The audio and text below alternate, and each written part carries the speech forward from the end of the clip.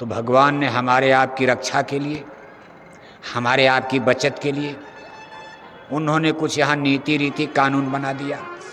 अब उनकी नीयत तो जो भी रही हो, काल प्रभु हैं, फंसाना भी चाहते थे।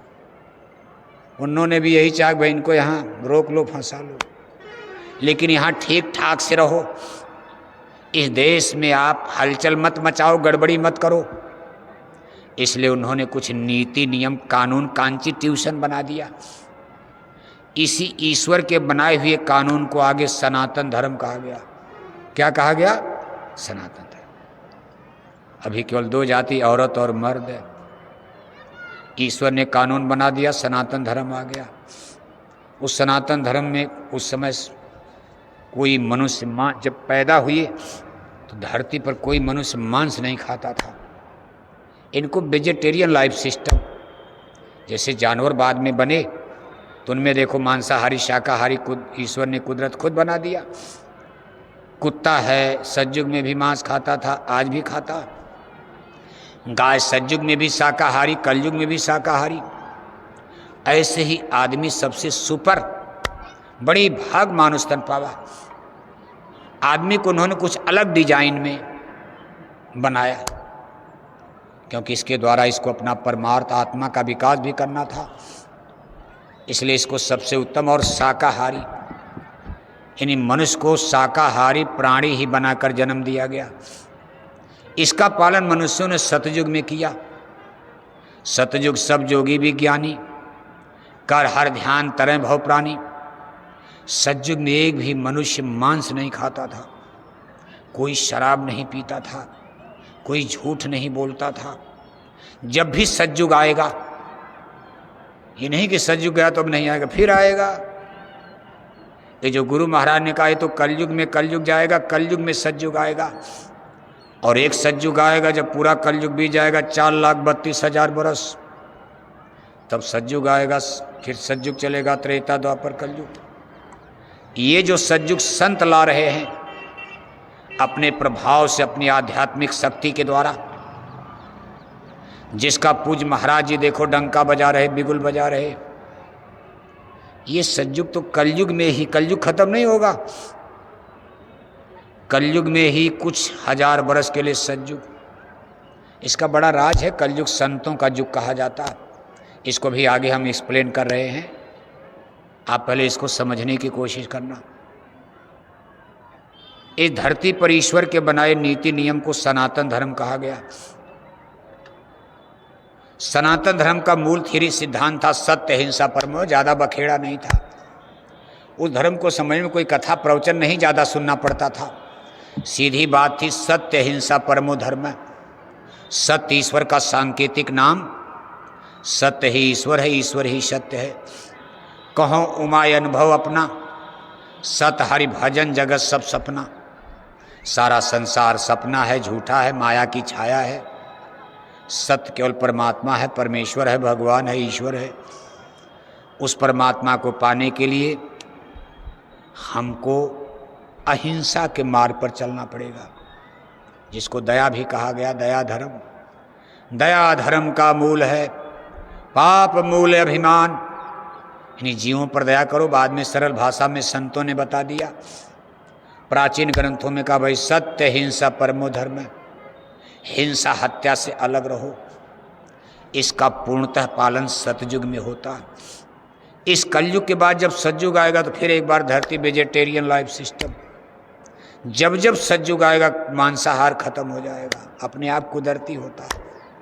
इसमें हमको आपको फिर प्रचार नहीं करना। त्रेता लगेगा कुछ परिवर्तन आया, त्रेता आ गया। 17,28,000 बरस सतयुग की लाइफ। सतयुग का टाइम पीरियड 17,28,000 बरस।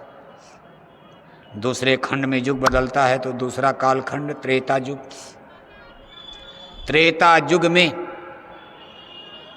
कुछ लोग मांसाहारी हो जाते, कुछ परिस्थिति आती। रावण ऐसे ऐसे लोग जन्म। जब भी त्रेता आएगा, आप रामायण में पढ़ते भाई, रामायण में कई बार त्रेता, कई बार कलयुग। ये रामायण में भी लिखा है। एक ही बार रावण नहीं, जब जब त्रेता आएगा रावण पैदा होंगे। सतयुग में नहीं। इसलिए सतयुग में भगवान के अवतार लेने की आवश्यकता नहीं है। आपके मथुरा में कोई झगड़े नहीं, जैसे आप देख रहे हो, कोई रगड़ा झगड़ा नहीं। पुलिस कप्तान के यहाँ क्या जरूरत है? भीड़ तो इतनी ज़्यादा हो गई कि प्रधानमंत्री के कार्यक्रम में भी भीड़ नहीं होती इतनी। लेकिन इसकी आधी भीड़ मिनिस्टर मुख्यमंत्री के यहाँ हो तो हजारों तो फोर्स लगाई जाए, क्योंकि झगड़े की संभावना है। लेकिन जहाँ झगड़े का डर नहीं है, वहाँ अफसर, अधिकारी, कलेक्टर, कप्तान, मंत्री, मिनिस्टर को आने की क्या जरूरत है? सतयुग में कोई संभावना नहीं कि भाई धर्म खतरे में है। इसलिए भगवान के अवतार का सतयुग में दो एक अवतार इधर उधर जो बाद में आप जोड़ घटा करके लोगों ने डाल दिया, ये अवतार कच्छप अवतार, बड़ा अवतार, इसकी कोई मान्यता नहीं है। सीधे रामायण में लिखा, जब जब होई धर्म की हानि, बाढ़ें असुर महाअभिमानी, करें अनीति जाई ना बरनी, सीधे विप्रधेन सुर धरनी, बाढ़ें खल बहु चोर जुगारा, जे लंपट पर धन पर दारा, मानई मात पिता नहीं देवा, संतन ते करवावें सेवा, करें मोह बस द्रोह परावा, राम कथा सत्संग न भावा, जिनके यह चरण भवानी, ते निश्चर सम जानो प्राणी, तब तब धर पर विविध मनुष्य शरीरा। अब देखो विद्वानों ने उसको विविध लिख दिया, लेकिन गोस्वामी महाराज ने क्या लिखा था? तब तब धरि प्रभु मनुज शरीरा। धर्म की रक्षा करना ही भगवान के जन्म का उद्देश्य है, इसलिए मनुष्य शरीर में ही जन्म लेंगे। तब तब धर प्रभु मनुष्य शरीरा, हरे कृपा नि सज्जन पीरा, असुर मारि थापन सुरई, राखें निज श्रुत सेत, जग विस्तारें विशद जस, राम जन्म कहाँ हेत। धर्म रक्षार्थ है उनका जन्म होता, गद्दी कुर्सी के लिए नहीं। गद्दी कुर्सी के लिए उनको, भगवान को गद्दी चाहिए, जिसका सारा ब्रह्मांड बना बनाया 3 लोक के करतार हैं। मान लो सतलोक की बात अभी अलग है, ये 3 लोक की बात हो रही जहाँ आप फंसे हो। सतलोक का विषय तो दुनिया को पता नहीं है, वो अलग मंडल मुकाम है। वही तो बखेड़ा खड़ा हो गया। रचना 2 खंडों में, एक दयाल और एक काल। एक दयाल माने जहाँ टाइम पीरियड नहीं है, काल माने समय, टाइम पीरियड, जहाँ घंटा मिनट सेकेंड दिन रात सुबह शाम जन्म मरण। हम लोग इस समय काल सृष्टि में टाइम पीरियड, जहाँ जीवन निश्चित है शरीर का। आत्मा की कोई लाइफ नहीं, अनंत है। आत्मा का जन्म मरण नहीं, वहाँ दिन रात नहीं, सुबह शाम नहीं। जो चेतन रचना दयाल देश, वहाँ कोई घंटा मिनट सेकेंड दिन रात सुबह शाम कुछ नहीं। जाड़ा गर्मी बरसात का बखेड़ा नहीं, वो चेतन रचना अलग है। ये देखो इनका देश है अपनी सृष्टि के लिए, उन्होंने जन्म लिया है। कभी जब ये गड़बड़ होगा मैं आऊँगा। अब प्रश्न ये उठता, क्या साधु महात्मा धर्म को नहीं बचा सकते? आखिर त्रेता युग में भी वशिष्ठ, विश्वामित्र, बड़े बड़े धर्म गुरु, भगवान राम ने गुरु भी बनाया उनको। ये लोग तो राम के जन्म के पहले से धरती पर मौजूद थे। 1-2 नहीं, सैकड़ों की संख्या में बड़े बड़े ऋषि मुनियों के आश्रम हैं। जगह जगह उनका गुरुकुल चल रहा, लेकिन साधु महात्मा धर्म को नहीं बचा पाए। राजा महाराजा, चक्रवर्ती सम्राट, राजा दशरथ, ऐसे ऐसे राजा महाराजा भी धरती पर मौजूद हैं। लेकिन आज भगवान का बनाया सनातन धर्म खतरे में आ गया, खतरे में है। दौड़े दौड़े भगवान को धरती पर आना पड़ा। उन्होंने जन्म लिया और जन्म लेकर के उन्होंने जो किया है। अब प्रश्न, सबसे बड़ा प्रश्न यह है, उस धर्म के लिए खतरा कौन है? किससे खतरा है? जोर से बोलो। जब भगवान राम का अवतार हुआ, ये सनातन धर्म के लिए पहला खतरा त्रेता में। सतयुग में कोई खतरा नहीं, थोड़ा सा खतरा त्रेता, लेकिन इतना बड़ा खतरा है कि साधु महात्मा नहीं संभाल पा रहे। राजा महाराजा सब हथियार डाल दिए, भगवान को दौड़े दौड़े जन्म लेना पड़ा। और उस समय त्रेता युग में धर्म का दुश्मन कौन है? बाबू साहब आप ही बोलिए, धर्म के लिए खतरा कौन है? जोर से बोलो। त्रेता युग में धर्म के लिए, सनातन धर्म के लिए खतरा किससे है? रावण मुसलमान थे, रावण ईसाई थे। रावण के लिए रामायण क्या करे? रामायण पढ़ो आप। ये भारत के हिंदुओं को समझना होगा। रावण कौन थे? कहा उत्तम कुल पुलस्त कै नाती, शिव बिरंच पूजय बहु भांति, वेद ज्ञान उत्तम कुल पाया, तापर रावण असुर कहाया। उत्तम कुल माने उस समय समाज 4 भागों में, ईश्वर ने बांटा 2 भागों में, औरत और मर्द। लेकिन त्रेता युग आते आते हमारी व्यवस्था थोड़ी बदल गई थी। हम लोगों ने घर मकान गांव समाज बनाना शुरू कर दिया, और इसके नाते समाज 4 भागों में, समाज के सिस्टम को चलाने के लिए मानव जाति 4 भागों में डिवाइड हो गई, ब्राह्मण, क्षत्रिय, वैश्य और शूद्र। लेकिन इनमें छुआछूत नहीं थी, वो व्यवस्था अलग थी।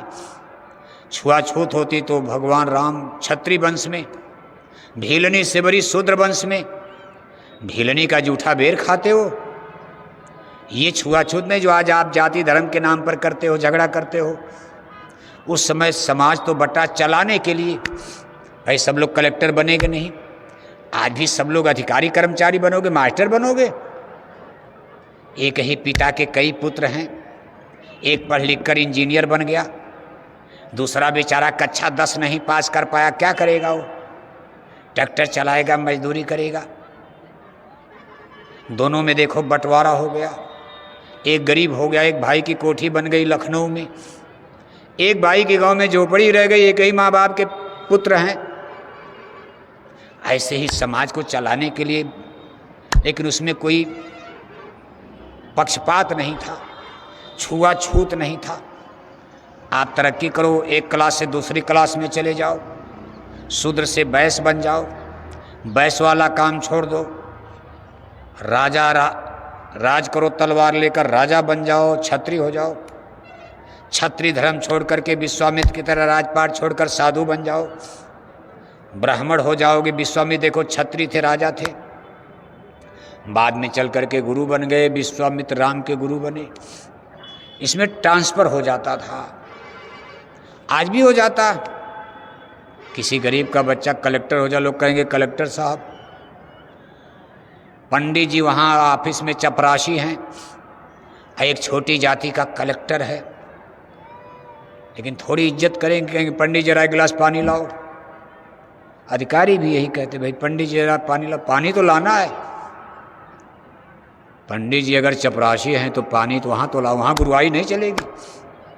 ऑफिस दफ्तर में अगर उनको नौकरी करनी है तो अपने अधिकारी के आदेश को पालन करना, जबकि अधिकारी छोटी जाति का है, भंगी है, पासवान है, कोई है, छोटा गरीब है, निर्धन है, शेड्यूल है, लेकिन वो चपरासी है, वो कलेक्टर है, पानी लाना पड़ेगा। गांव में आने के बाद समाज व्यवस्था भी नहीं टूट रही है। गांव में तो लोग कहें भाई पंडित जी प्रणाम, पंडित जी प्रणाम, पंडित जी प्रणाम। आज भी देखो अपने समाज में ब्राह्मणों को सुपर कास्ट, हिंदू धर्म में आज भी ब्राह्मणों को सुपर कास्ट माना जा रहा है। तब भी था, आज तक चल रहा है, लेकिन अब थोड़ा सा इसमें छुआछूत क्लिष्ट हो गया है। ब्राह्मण चाहे मांस खाएं, शराब पिए, उनको पाल लगी, और गरीब जाति का आदमी कितनों शाकाहारी, अरे इसका पानी मत पीना। हमने तो कहीं जगह देखा सत्संगी सत्संगियों के घर में जाते, अरे कहा इसके यहाँ भोजन मत करना, बिरादरी के लोग नाराज हो जाएंगे। सत्संग किया, धीरे से प्रसाद लिया, अरे कहाँ गए बाबू साहब, अरे कहाँ चले गए मास्टर साहब, अरे कहा मास्टर साहब तो घर चले गए। कहा क्यों चले गए बिना खाए? अरे कहा थोड़ा पेट वोट गड़बड़ था। जबकि बात यही है कि अगर गांव वाले घर वाले जान गए कि आज चमार बस्ती में जाकर इन्होंने भोजन किया है, तो हमारी तो फजीहत, सर नोच डालेंगे, खोपड़ी तोड़ देंगे। खैर ये व्यवस्था धीरे धीरे टूट रही है। अपने संगत में यहाँ तो बिल्कुल नहीं है। आप भंडारों में देख रहे, कोई पूछता भाई कौन हो, सत्संगी हैं भाई, चलो ठीक है, शाकाहारी जैकेट पहने, जय गुरुदेव जय